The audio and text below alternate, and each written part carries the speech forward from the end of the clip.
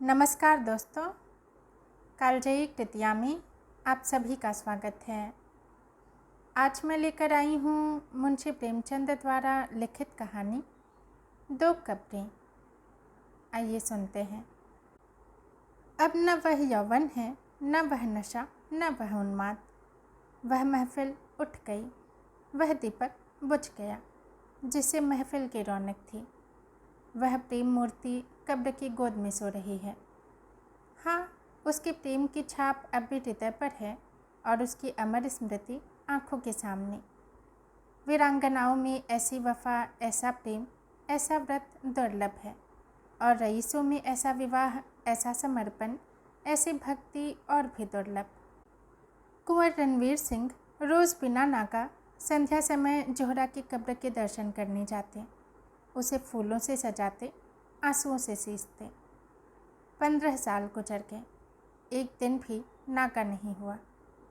प्रेम की उपासना ही उनके जीवन का उद्देश्य था, उस प्रेम का जिसमें उन्होंने जो कुछ देखा वही पाया और जो कुछ अनुभव किया उसी की याद अब उन्हें मस्त कर देती है। इस उपासना में सुलोचना भी उसके साथ होती, जो जोहरा का प्रसाद और कुंवर साहब की सारी अभिलाषाओं का केंद्र थी। कुंवर साहब ने 2 शादियां की थीं, पर दोनों स्त्रियों में से एक भी संतान का मुँह न देख सकी। कुंवर साहब ने फिर विवाह न किया। एक दिन एक महफिल में उन्हें जोहरा के दर्शन हुए। उस निराश पति और अतृप्त युवती में ऐसा मेल मानो चिरकाल से बिछुड़े हुए 2 साथी फिर मिल गए हों। जीवन का बसंत विकास संगीत और सौरभ से भरा हुआ आया, मगर अफसोस 5 वर्षों के अल्पकाल में उसका भी अंत हो गया। वह मधुर स्वप्न निराशा से भरी हुई जागृति में लीन हो गया। वह सेवा और व्रत की देवी 3 साल की सुलोचना को उनकी गोद में सौंपकर सदा के लिए सिधार गई। कुंवर साहब ने इस प्रेमादेश का इतने अनुराग से पालन किया कि देखने वालों को आश्चर्य होता था। कितने ही तो उन्हें पागल समझते थे। सुलोचना की ही नींद सोते, उसी की नींद जागते, खुद पढ़ाते, उसके साथ सैर करते, इतनी एकाग्रता के साथ जैसे कोई विधवा अपने अनाथ बच्चे को पाले। जब से वह यूनिवर्सिटी में दाखिल हुई, उसे खुद मोटर में पहुंचा आते और शाम को खुद जाकर ले आते।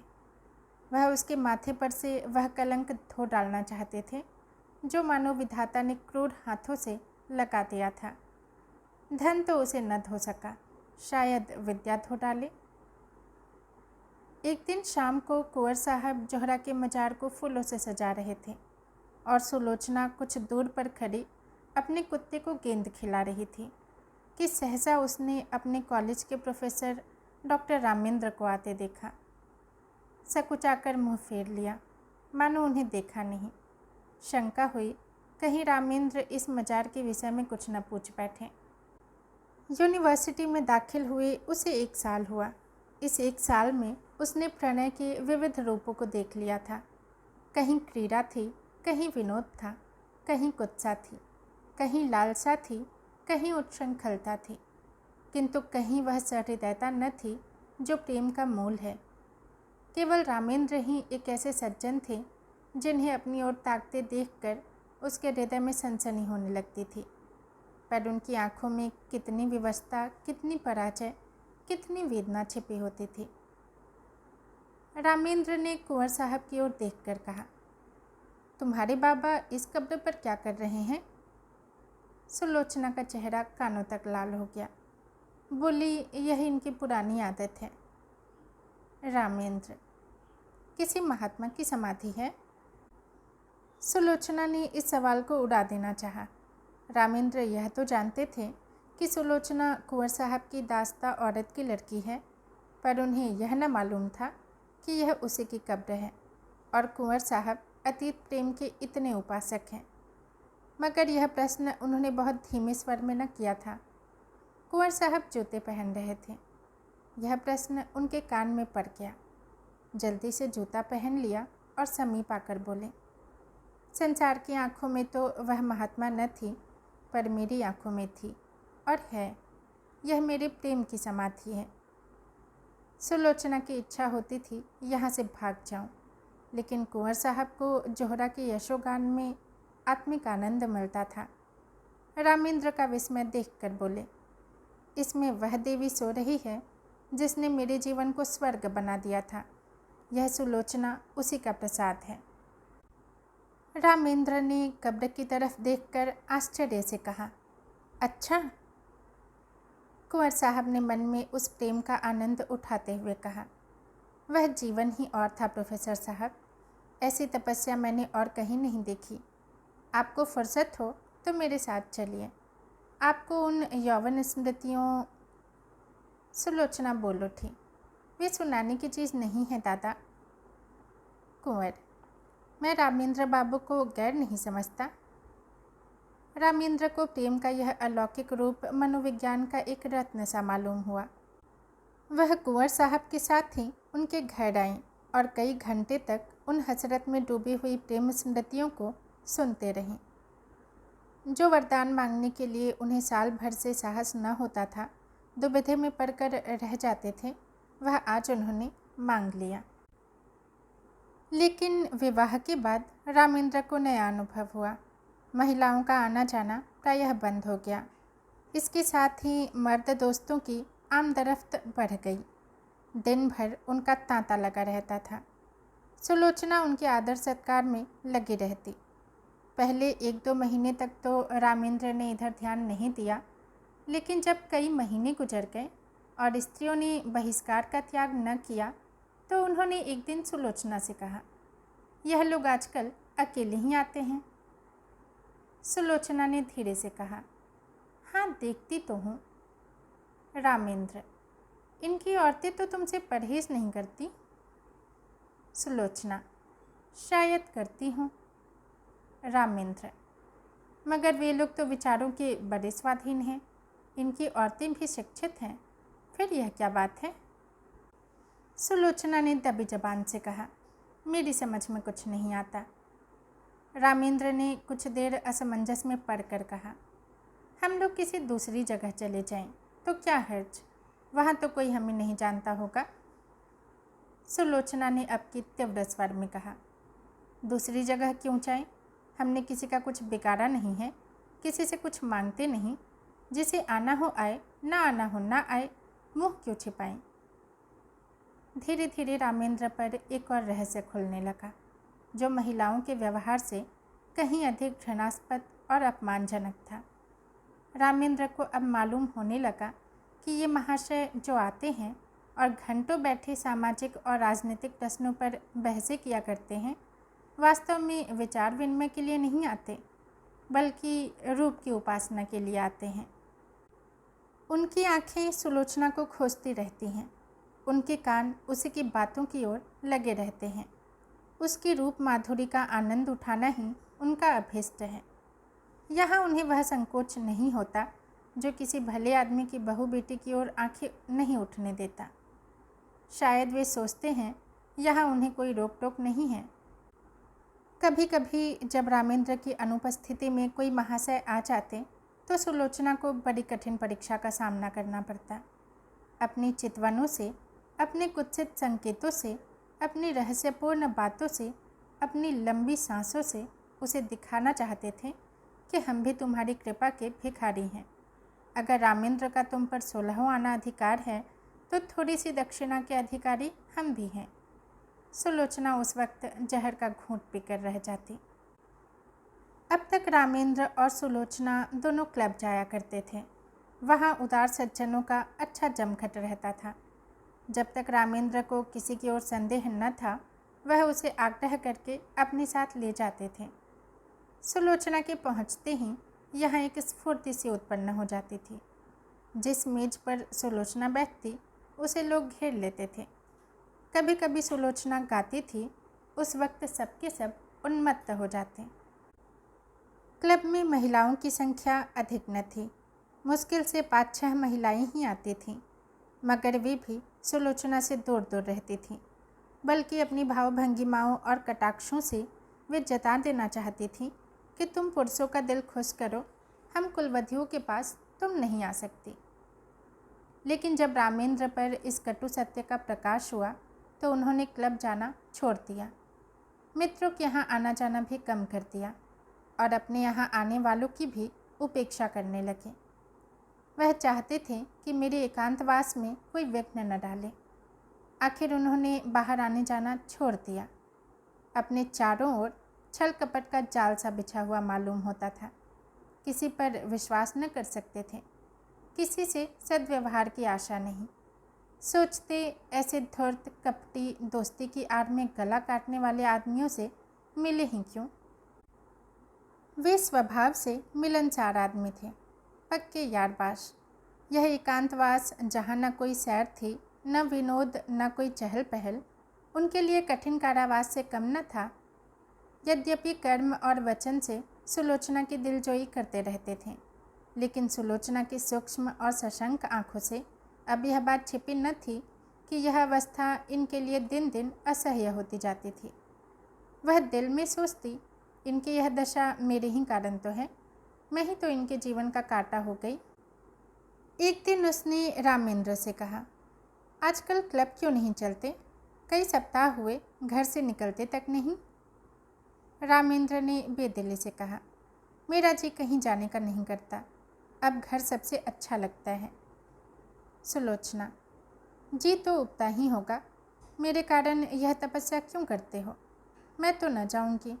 उन स्त्रियों से मुझे घृणा होती है। उनमें से एक भी ऐसी नहीं जिसके दामन पर काले दाग न हो, लेकिन सब सीता बनी फिरती हैं। मुझे तो उनकी सूरत से चढ़ हो गई है। मगर तुम क्यों नहीं जाते? कुछ दिल ही बहल जाएगा। रामेंद्र, दिल नहीं पत्थर बहलेगा। जब अंदर आग लगी हुई हो तो बाहर शांति कहाँ। सुलोचना चौंक पड़ी। आज पहली बार उसने रामेंद्र के मुँह से ऐसी बात सुनी। वह अपने ही को बहिष्कृत समझती थी। अपना अनादर जो कुछ था उसका था। रामेंद्र के लिए तो अभी सब दरवाजे खुले हुए थे। वह जहाँ चाहे जा सकते हैं, जिनसे चाहे मिल सकते हैं। उनके लिए कौन सी रुकावट है? लेकिन नहीं, अगर उन्होंने किसी कुलीन स्त्री से विवाह किया होता तो उनकी यह दशा क्यों होती? प्रतिष्ठित घरानों की औरतें आती, आपस में मैत्री बढ़ती, जीवन सुख से कटता, रेशम का पैबंद लग जाता। अब तो उसमें टाट का पैबंद लग गया। मैंने आकर सारे तालाब को गंदा कर दिया। उसके मुख पर उदासी छा गई। रामेंद्र को भी तुरंत मालूम हो गया कि उनकी जबान से एक ऐसी बात निकल गई जिसके दो अर्थ हो सकते हैं। उन्होंने फौरन बात बनाई, क्या तुम समझती हो कि हम और तुम अलग अलग हैं? हमारा और तुम्हारा जीवन एक है। जहाँ तुम्हारा आदर नहीं, वहाँ मैं कैसे जा सकता हूँ? फिर मुझे भी समाज के इन रंगी सियारों से घृणा हो रही है। मैं इन सबों के कच्चे चिट्ठे जानता हूँ। पद या उपाधि या धन से किसी की आत्मा शुद्ध नहीं हो जाती। जो ये लोग करते हैं, वह अगर कोई नीचे दर्जे का आदमी करता, उसे कहीं मुँह दिखाने की हिम्मत न होती। मगर यह लोग अपनी सारी बुराइयाँ उदारतावाद के पर्दे में छिपाते हैं। इन लोगों से दूर रहना ही अच्छा। सुलोचना का चित्त शांत हो गया। दूसरे साल सुलोचना की गोद में एक चांसी बालिका का उदय हुआ। उसका नाम रखा गया शोभा। कुंवर साहब का स्वास्थ्य इन दिनों कुछ अच्छा न था। मसूरी गए थे। यह खबर पाते ही रामेंद्र को तार दिया कि जच्चा और बच्चा को लेकर यहाँ आ जाओ। लेकिन रामेंद्र इस अवसर पर न जाना चाहते थे। अपने मित्रों की सज्जनता और उदारता की अंतिम परीक्षा लेने का इससे अच्छा और कौन सा अवसर हो सकता था। सलाह हुई एक शानदार दावत की जाए। प्रोग्राम में संगीत भी शामिल था। कई अच्छे अच्छे गवैये बुलाए गए। अंग्रेजी, हिंदुस्तानी, मुसलमानी सभी प्रकार के भोजनों का प्रबंध किया गया। कुंवर साहब गिरते पड़ते मसूरी से आए। उसे दिन दावत थी। नियत समय पर निमंत्रित लोग एक एक करके आने लगे। कुंवर साहब स्वयं उनका स्वागत कर रहे थे। खां साहब आए, मिर्ज़ा साहब आए, मीर साहब आए, मगर पंडित जी और बाबूजी और लाला साहब और चौधरी साहब और कक्कर, मेहरा और चोपड़ा, कौल और हुक्कू, श्रीवास्तव और खरे किसी का पता न था। यह सभी लोग होटलों में सब कुछ खाते थे, अंडे और शराब उड़ाते थे। इस विषय में किसी तरह का विवेक या विचार न करते थे, फिर आज क्यों तशरीफ़ नहीं लाए? इसलिए नहीं कि छूत अछूत का विचार था, बल्कि इसलिए कि वह अपनी उपस्थिति को इस विवाह के समर्थन की सनद समझते थे और वह सनद देने की उनकी इच्छा न थी। 10 बजे रात तक कुंवर साहब फाटक पर खड़े रहे।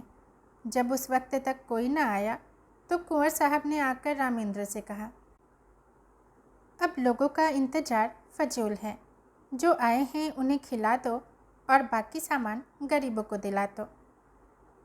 रामेंद्र एक कुर्सी पर हतबुद्धि से बैठे हुए थे।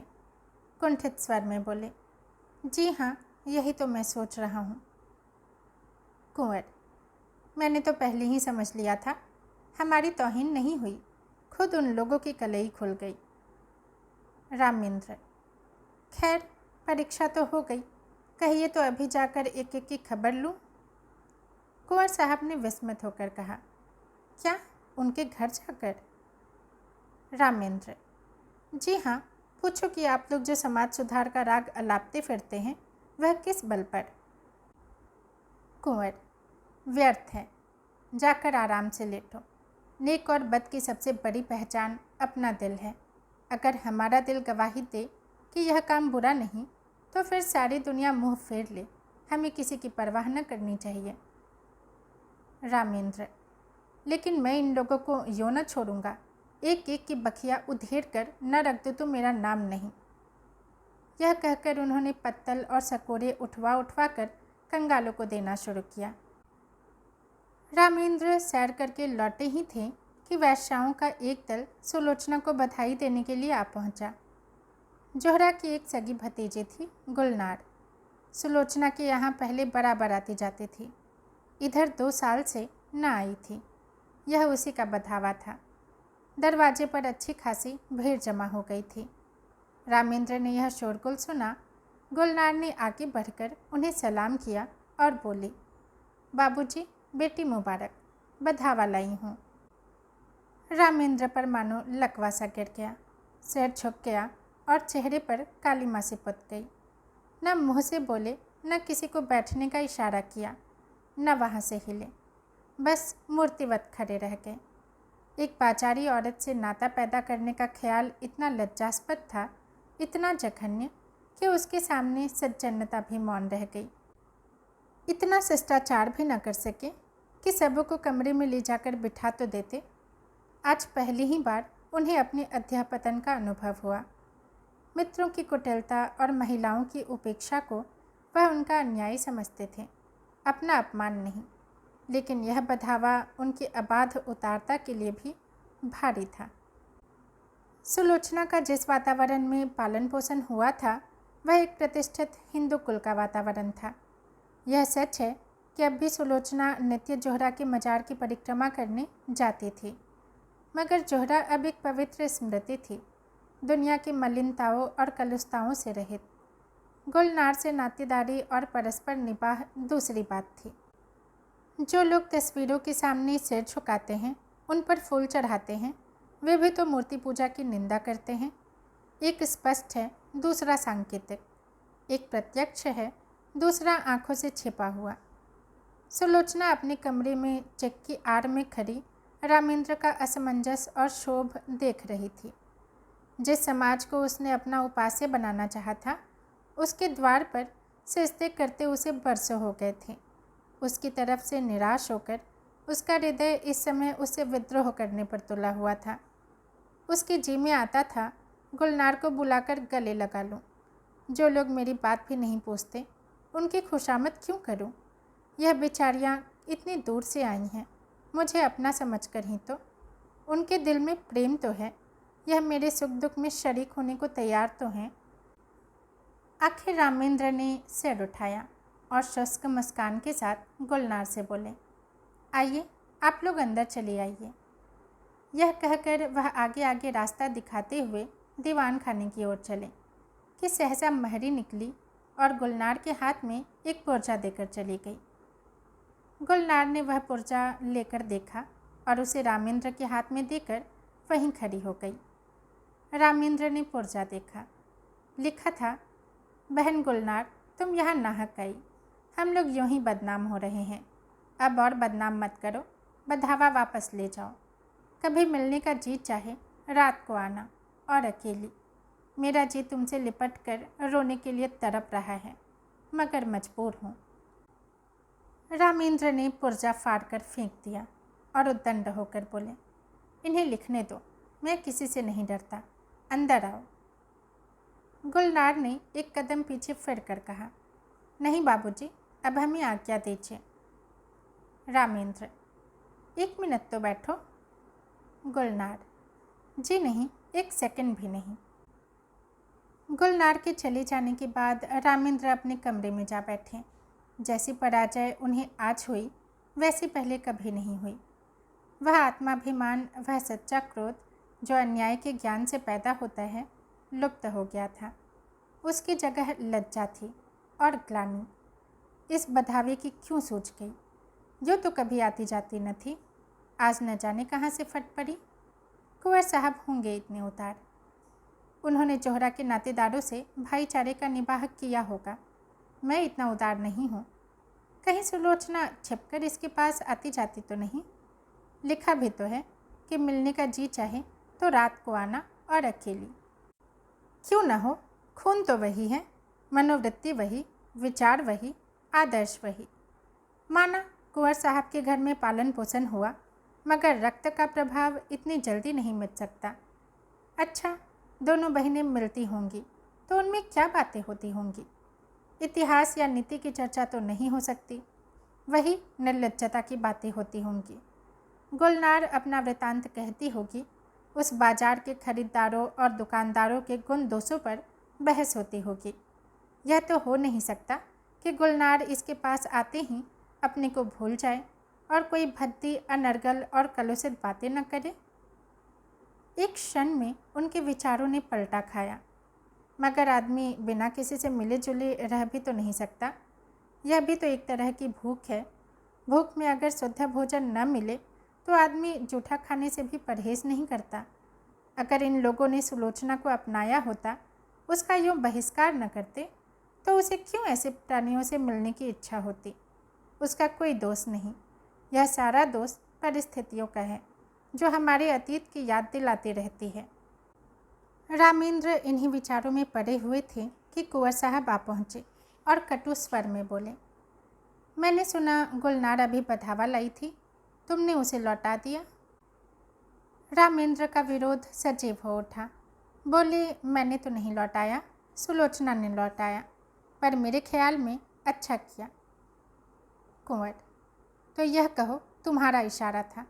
तुमने इन पतितों को अपनी ओर खींचने का कितना अच्छा अवसर हाथ से खो दिया है। सुलोचना को देखकर जो कुछ असर पड़ा वह तुमने मिटा दिया। बहुत संभव था कि एक प्रतिष्ठित आदमी से नाता रखने का अभिमान उसके जीवन में एक नए युग का आरंभ करता, मगर तुमने इन बातों पर जरा भी ध्यान न दिया। रामेंद्र ने कोई जवाब न दिया।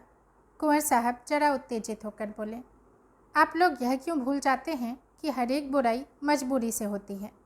चोर इसलिए चोरी नहीं करता कि चोरी में उसे विशेष आनंद आता है, बल्कि केवल इसलिए कि ज़रूरत उसे मजबूर कर देती है। हाँ, वह ज़रूरत वास्तविक है या काल्पनिक, इसमें मतभेद हो सकता है। स्त्री के मैके जाते समय कोई गहना बनवाना एक आदमी के लिए ज़रूरी हो सकता है, दूसरे के लिए बिल्कुल गैर ज़रूरी। क्षुधा से व्यथित होकर एक व्यक्ति अपना ईमान खो सकता है, दूसरा मर जाएगा पर किसी के सामने हाथ न फैलाएगा। पर प्रकृति का यह नियम आप जैसे विद्वानों को न भूलना चाहिए कि जीवन लालसा प्राणी मात्र में व्यापक है।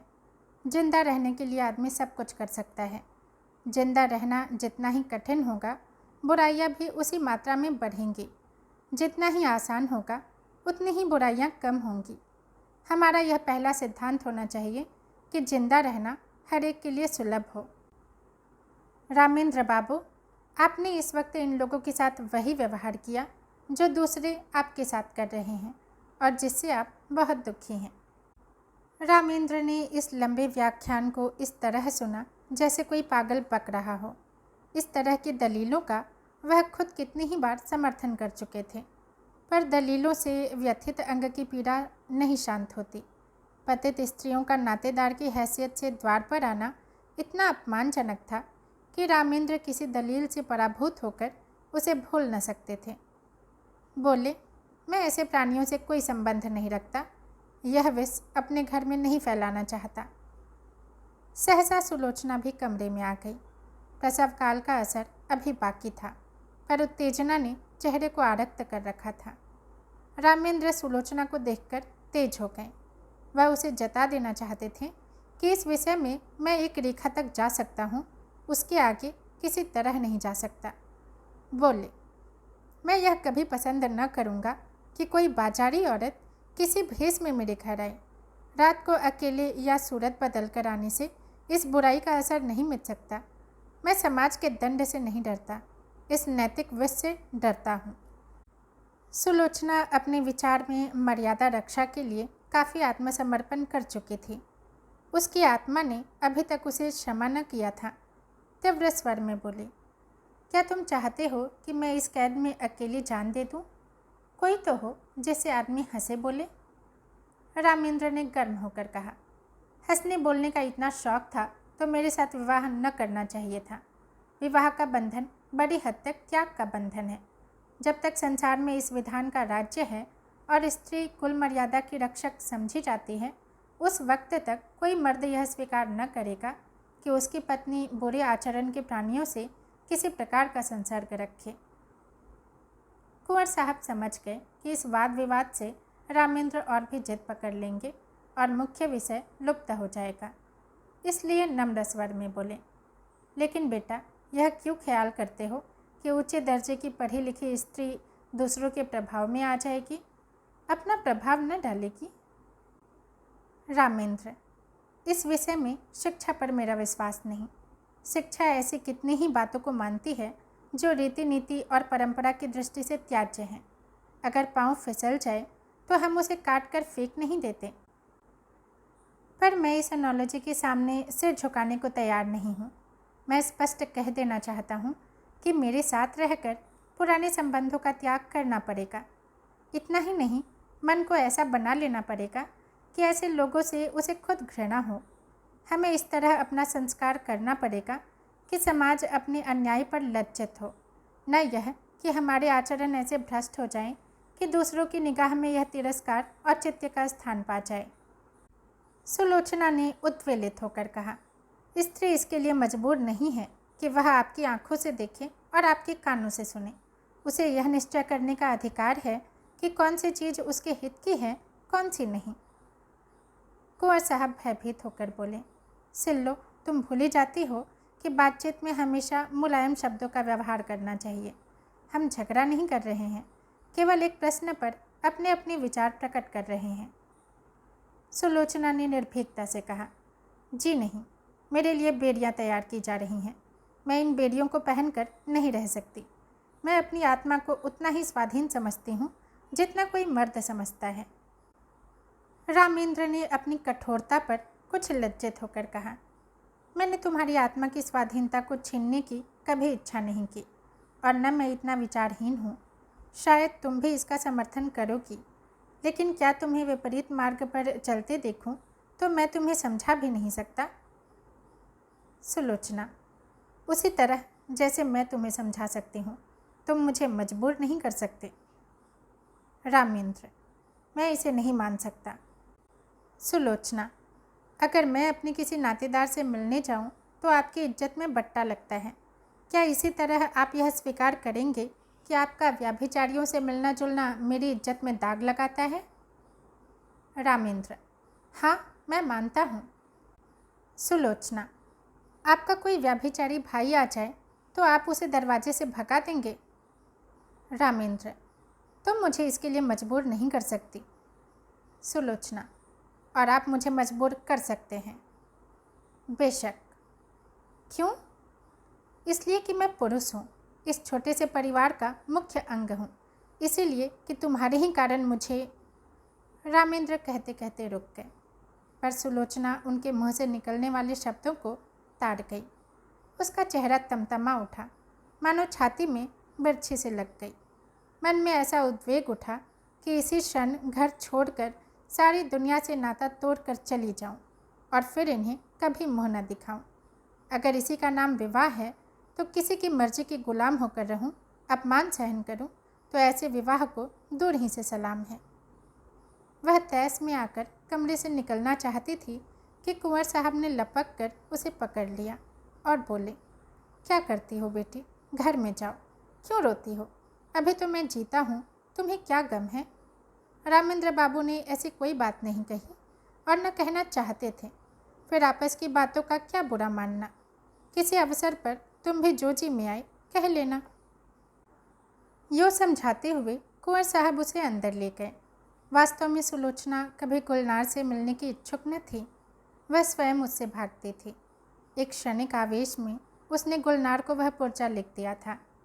मन में स्वयं समझती थी, इन लोगों से मेल जोल रखना मुनासिब नहीं, लेकिन रामेंद्र ने यह विरोध किया, यही उसके लिए असह्य था। यह मुझे मना क्यों करे? क्या मैं इतनी भी नहीं समझती? क्या इन्हें मेरी ओर से इतनी शंका है, इसीलिए कि मैं कुलीन नहीं हूँ? मैं अभी अभी गुलनार से मिलने जाऊँगी, जिद्दन जाऊँगी। देखो मेरा क्या करते हैं। लाड प्यार में पली हुई सुलोचना को कभी किसी ने तीखी आंखों से न देखा था। कुंवर साहब उसकी मर्जी के गुलाम थे। रामेंद्र भी इतने दिनों तक उसका मुंह जोहते रहे। आज अकस्मात यह तिरस्कार और फटकार पाकर उसके स्वेच्छा, प्रेम और आत्मीयता के सारे नातों को पैरों से कुचल डालने के लिए विकल हो उठी। वह सब कुछ सह लेगी, पर यह धौंस, यह अन्याय, यह अपमान उसे न सहा जाएगा। उसने खिड़की से सिर निकालकर कोचवान को पुकारा और बोली, गाड़ी लाओ, मुझे चौक जाना है, अभी लाओ। कुंवर साहब ने चुमकार कर कहा, बेटी सिल्लो, क्या कर रही हो? मेरे ऊपर दया करो, इस वक्त कहीं मत जाओ, नहीं हमेशा के लिए पछताना पड़ेगा। रामेंद्र बाबू भी बड़े गुस्सेवर आदमी हैं, फिर तुमसे बड़े हैं, ज़्यादा विचारवान हैं, उन्हीं का कहना मान जाओ। मैं तुमसे सच कहता हूँ, तुम्हारी माँ जब थी तो कई बार ऐसी नौबत आई कि मैंने उनसे कहा घर से निकल जाओ, पर उस प्रेम की देवी ने कभी ड्योढ़ी के बाहर पाँव नहीं रखा। इस वक्त धैर्य से काम लो, मुझे विश्वास है जरा देर में रामेंद्र बाबू खुद लज्जित होकर तुम्हारे पास अपराध क्षमा कराने आएंगे। सहसा रामेंद्र ने आकर पूछा, गाड़ी क्यों मंगवाई, कहाँ जा रही हो? रामेंद्र का चेहरा इतना क्रोधोन्मत्त हो रहा था कि सुलोचना सहम उठी। दोनों आंखों से ज्वाला से निकल रही थी, नथने फड़क रहे थे, पिंडलियाँ काँप रही थी। यह कहने की हिम्मत न पड़ी कि गुलनार के घर जाती हूँ। गुलनार का नाम सुनते ही शायद यह मेरी गर्दन पर सवार हो जाएंगे। इस भय से वह काँप उठी। आत्मरक्षा का भाव प्रबल हो गया। बोली, जरा अम्मा के मजार तक जाऊंगी। रामेंद्र ने डांट कर कहा, कोई ज़रूरत नहीं वहाँ जाने की। सुलोचना ने कातर स्वर में कहा, क्यों, अम्मा के मजार तक जाने की भी रोक है? रामेंद्र ने उसी ध्वनि में कहा, हाँ। सुलोचना, तो फिर अपना घर संभालो, मैं जाती हूँ। रामेंद्र, जाओ, तुम्हारे लिए क्या, यह न सही दूसरा घर सही। अभी तक तस्मा बाकी था, वह कट गया। यूँ शायद सुलोचना वहाँ से कुंवर साहब के बंगले पर जाती, 2-4 दिन रूठी रहती, फिर रामेंद्र उसे मना लाते और मामला तय हो जाता। लेकिन इस चोट ने समझौते और संधि की जड़ काट दी। सुलोचना दरवाजे तक पहुँची थी, वहीं चित्रलिखित सी खड़ी रह गई, मानो किसी ऋषि की शाप ने उसके प्राण खींच लिए हो। वहीं बैठ गई, न कुछ बोल सकी, न कुछ सोच सकी। जिसके सिर पर बिजली गिर पड़ी हो, वह क्या सोचे, क्या रोए, क्या बोले? रामेंद्र के वे शब्द बिजली से कहीं अधिक घातक थे। सुलोचना कब तक वहाँ बैठी रही, उसे कुछ खबर न थी। जब उसे कुछ होश आया तो घर में सन्नाटा छाया हुआ था। घड़ी की तरफ आँख उठी, 1 बज रहा था। सामने आराम कुर्सी पर कुंवर साहब नवजात शिशु को गोद में लिए सो रहे थे। सुलोचना ने उठकर बरामदे में झांका। रामेंद्र अपने पलंग पर लेटे हुए थे। उसके जी में आया, इसी वक्त इन्हीं के सामने जाकर कलेजे में छुरी मार लूं और इन्हीं के सामने तरप तरप कर मर जाऊं। वह घातक शब्द याद आ गए। इनके मुँह से ऐसे शब्द निकले क्यों कर? इतने चतुर, इतने उदार, और इतने विचारशील होकर भी यह जुबान पर ऐसे शब्द क्यों कर ला सके। उसका सारा सतीत्व भारतीय आदर्शों की गोद में पली हुई भूमि पर आसक्त पड़ी हुई अपनी दीनता पर रो रहा था। वह सोच रही थी, अगर मेरे नाम पर यह दाग न होता, मैं भी कुलीन होती, तो क्या यह शब्द इनके मुंह से निकल सकते थे। लेकिन मैं बदनाम हूँ, दलित हूँ, त्याज्य हूँ, मुझे सब कुछ कहा जा सकता है। उफ, इतना कठोर हृदय! क्या वह किसी दशा में भी रामेंद्र पर इतना कठोर प्रहार कर सकती थी। बरामदे में बिजली की रोशनी थी। रामेंद्र के मुख पर क्षोभ या ग्लानि का नाम न था। क्रोध की कठोरता अब तक उसके मुख को विकृत किए हुए थी। शायद इन आँखों में आंसू देखकर अब भी सुलोचना के आहत हृदय को तस्कीन होती, लेकिन वहाँ तो अब तक तलवार खींची हुई थी। उसकी आँखों में सारा संसार सूना हो गया।